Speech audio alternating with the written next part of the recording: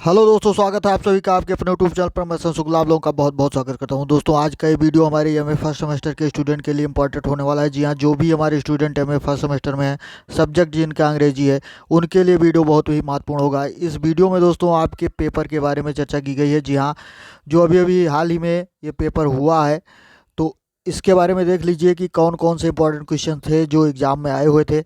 ऐसे ही important question या यही इंपॉर्टेंट क्वेश्चन आपकी परीक्षा में भी रिपीट हो सकते हैं। तो जिनका अभी तक एग्जाम नहीं हुआ है उनके लिए वीडियो बहुत ही इंपॉर्टेंट है।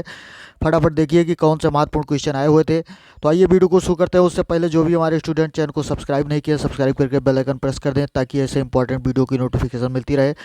और फर्स्ट पेपर के बारे में दोस्तों आपको बताया जा चुका है। फर्स्ट पेपर आपका अपलोड किया जा चुका है, उसको आप देख लीजिए। अगर वो वीडियो अभी तक आपने नहीं देखा है तो उसको ज़रूर देख लीजिए। और उसके बाद ये आपका सेकंड पेपर रहेगा। जी हाँ, ये मैं फर्स्ट सेमेस्टर का ये अंग्रेजी का सेकंड पेपर है।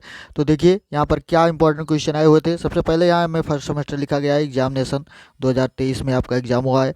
राष्ट्रीय शिक्षा नीति 2020 के अनुसार सारा सिलेबस कर दिया गया है, आप जानते ही हैं। इंग्लिश का पेपर है, कॉलेज कैंपस सबके लिए। कोर पेपर आपका पेपर कोड यहाँ पर A040702T ये दिया गया है। आपका शीर्षक जो टाइटल है या पेपर जो आपका है, डन टू हेनरी फील्डिंग। जी हाँ, डन से लेकर हेनरी फील्डिंग तक के समय के बीच की रचनाओं को सेकंड पेपर के अंतर्गत रखा गया है।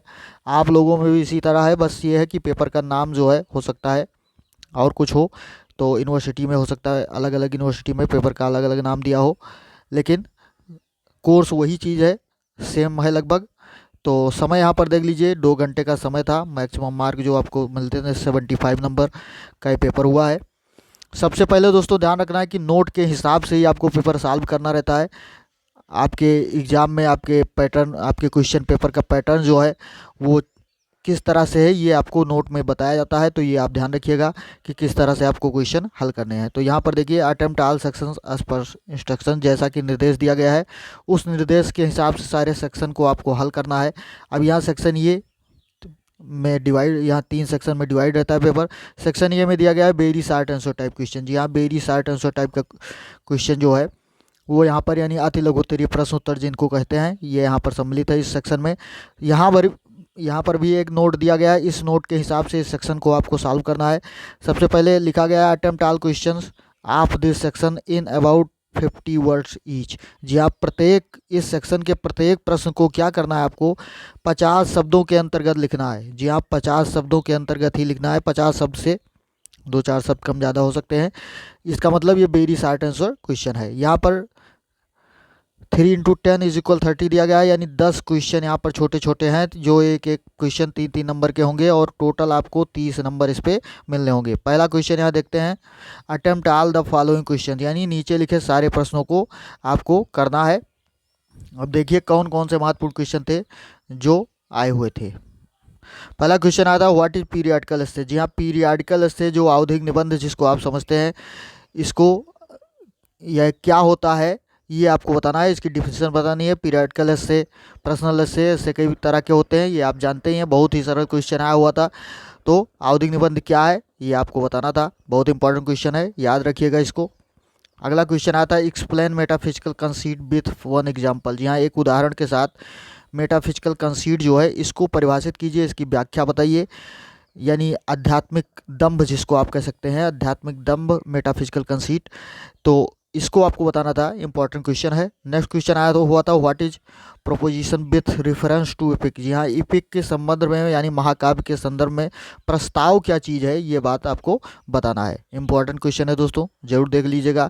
नेक्स्ट क्वेश्चन आया था, explain metric pattern iambus with one example. जी हाँ, एक उदाहरण के साथ जो मेट्रिक पैटर्न आइम्बस होता है, यानी इस जो पद्य रचना की जो छंद रचना होती है, यानी छंद रचना का जो स्टेप होता है उसी को मीट्रिक पैटर्न कहते हैं। यानी मीट्रिक पैटर्न आप पेंटामीटर, अक्सर जो रचनाएं हैं पोइट्री जो है पेंटामीटर में ही लिखी जाती हैं। वैसे कई तरह के मीटर होते हैं, पेंटामीटर, हेक्सामीटर। तो इन सब चीज़ों में तो इसको आपको बताना है कि ये क्या चीज़ होता है, मीट्रिक पैटर्न जो है ये क्या चीज़ होता है। आगे देखते हैं। क्वेश्चन नंबर 5 आया हुआ था यहाँ पर,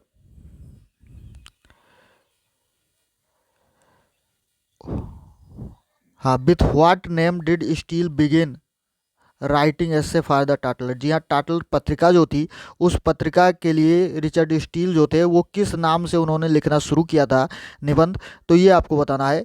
बहुत ही इंपॉर्टेंट क्वेश्चन है दोस्तों, जरूर देख लीजिएगा इसको। नेक्स्ट क्वेश्चन आता है, what is Umbriel in the rape of the lock. जी हाँ, रेप ऑफ द लाग जो आपके कोर्स में इंक्लूड है रचना, इसमें अनब्रियल क्या है ये आपको बताना है। नेक्स्ट क्वेश्चन आया था, explain sentimentalism with one example from the duchess of Malfi. जी हाँ, डचेस ऑफ माल्फी से एक उदाहरण देते हुए आपको क्या बताना है, सेंटिमेंटलिज्म अर्थात भावुकतावाद के बारे में बताया। नहीं, भावुकतावाद को आप परिभाषित करिए, उसकी व्याख्या लिखिए और एक उदाहरण डचेस ऑफ माल्फी से दीजिए। नेक्स्ट क्वेश्चन था दोस्तों, कौन सा इंपॉर्टेंट क्वेश्चन देख लीजिए, हाउ इज मोल आप पिकारेक्स हीरोइन। जी हाँ, मोल जो है वो एक विचित्र हीरोइन कैसे है, ये आपको बताना है। बहुत इंपॉर्टेंट क्वेश्चन है। Next question, who were the chief practitioners of the comedy of manners. यानी जो कॉमेडी ऑफ मैनर्स है, जिसको आप शिष्टाचार की कॉमेडी भी कह सकते हैं, तो इसके जो प्रमुख प्रणेता टाइप के लोग थे वो कौन थे, ये आपको बताना है। Discuss briefly the works of any one of them. यानी उनमें से किसी एक के रचनाओं के बारे में आपको संक्षेप में बताना है। नेक्स्ट क्वेश्चन आया था, who are called four wheels of English novel. जी हाँ, अंग्रेजी जो नॉवेल है, अंग्रेजी उपन्यास जो है, इसकी मतलब चार पहिए आप कह सकते हैं, चार पहिए या चार स्तंभ के रूप में किनको जानते हैं। Right briefly on the contribution of any one of them. यानी उनमें से किसी एक के कंट्रीब्यूशन को आपको बताना है, उनके योगदान को बताना है। तो ऐसे जाने रहिए दोस्तों, ये जो 18वीं सेंचुरी में कई अच्छे राइटर्स हुए थे, तो उनमें से चार लोग जो जिनकी रचनाएं बहुत अच्छी थी या जिन्होंने ज़्यादा योगदान दिया था नॉवेल्स के राइटिंग में, उनको फोर व्हील्स के नाम से यानी चार स्तंभ या चार पहिए के रूप में जानते हैं, जिनको आप Henry fielding, Samuel Richardson, Tobias Smollett और लॉरेंस स्टर्न, ये चार लोग इसमें शामिल थे। तो आगे देखते हैं दोस्तों, अब यहाँ से आपका सेक्शन बी शुरू हो जाता है। जी हाँ, सेक्शन ये आपका कंप्लीट हो गया। सेक्शन बी में देखते हैं कि कौन सा इंपॉर्टेंट क्वेश्चन आया हुआ था। नोट यहाँ भी दिया गया है, यहाँ भी आपको नोट पढ़ के ही आगे बढ़ना है कि आंसर एनी फोर क्वेश्चन, केवल चार प्रश्नों के उत्तर यहाँ पर लिखने हैं, केवल चार प्रश्न के उत्तर आपको देने हैं। हो सकता है आप में दोस्तों 5 क्वेश्चन के आंसर देने रहें या ज़्यादा कम भी हो सकता है, क्योंकि अगर short answer very short answer कम रहेंगे तो शार्ट आंसर ज़्यादा रहेंगे। तो ये आप नोट के हिसाब से ही आपको करना रहेगा, उसको जरूर देखिएगा। आगे है कि give answer of each question in about 150 words. यानी 150 शब्दों के बीच में आपको इन प्रश्नों का उत्तर देना है।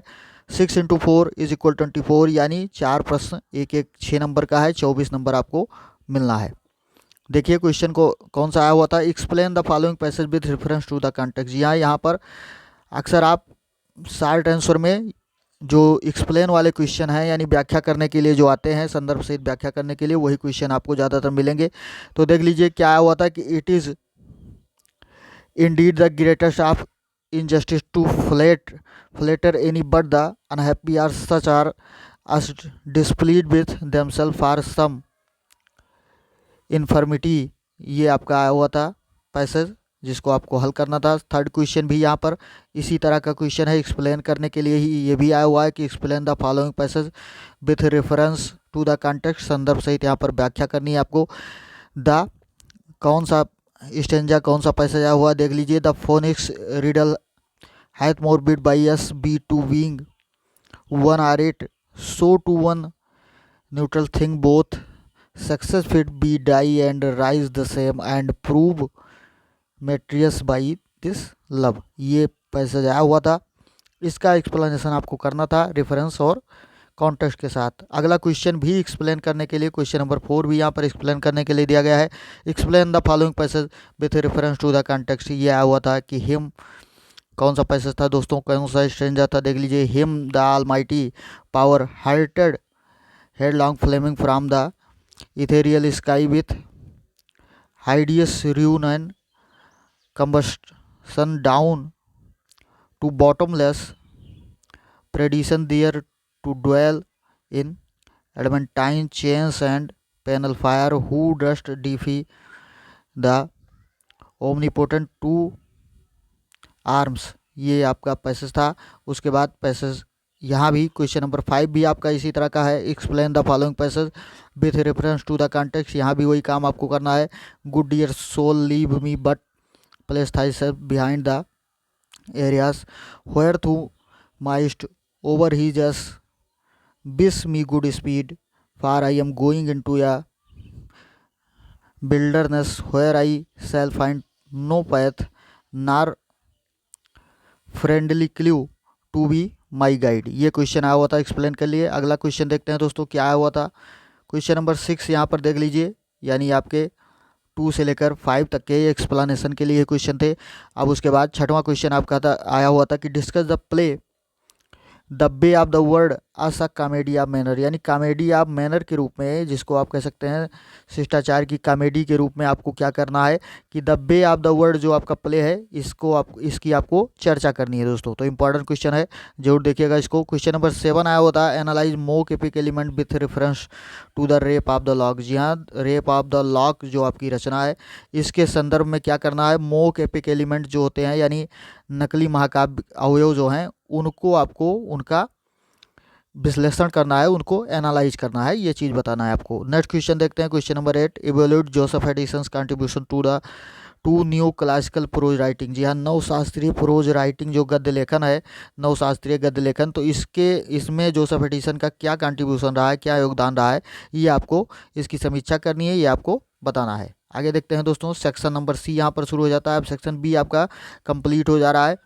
उसके बाद सेक्शन सी में देखते हैं कौन सा इंपॉर्टेंट क्वेश्चन आया हुआ था और क्या निर्देश दिया गया है, कैसे आपको ये सेक्शन हल करना था और कैसे आपको हल करना रहेगा। नोट यहाँ पर देख लीजिए। सबसे पहले अटेम्प्ट एनी टू क्वेश्चन, केवल 2 प्रश्न के उत्तर ही लिखने थे यहाँ पर।